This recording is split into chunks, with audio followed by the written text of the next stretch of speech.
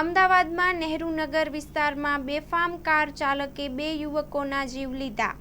મળતી માહિતી અનુસાર નહેરુનગરમાં ઝાંસીની રાણી નજીક મોડી રાત્રે BRTS કોરિડોરમાં 2 વ્હીલ GJ01X9395 અને કાર નંબર GJ27DM 9702 વચ્ચે સર્જાયો હતો અકસ્માત। આ અકસ્માતમાં એટલો ભીષણ હતો કે 2 વ્હીલરનો કચરગાણા વળી પડ્યો હતો અને કાર એટલી સ્પીડમાં હતી કે 2 વ્હીલરને ટક્કર મારતા 2 વ્હીલ BRTSની રેલિંગમાં અથડાઈ ગયું, જેમાં અકરમ અલ્ફાતભાઈ ઉંમર 22 વર્ષને ગંભીર ઈજાઓ થતાં ઘટના સ્થળે જ મોત થયું, જ્યારે અશફાકને સારવાર અર્થે લઈ જતા ડોક્ટરે મૃત જાહેર કર્યો હતો।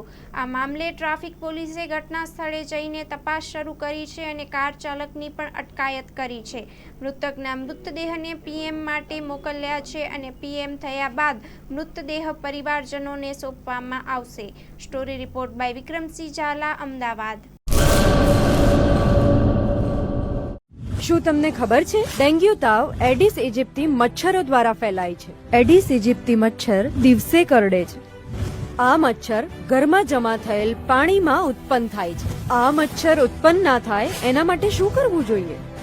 દર રવિવારે માત્ર 10 મિનિટ ફાળવીએ અને મચ્છરોને ઉત્પન્ન થતા અટકાવીએ।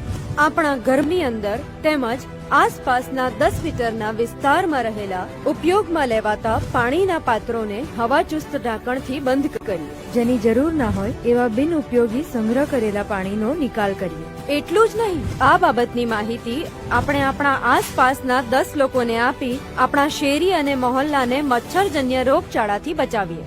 આપણા પરિવાર માટે 10 મિનિટ ફાળવીએ, મચ્છરોની ઉત્પત્તિ અટકાવી મચ્છરજન્ય રોગોથી બચીએ।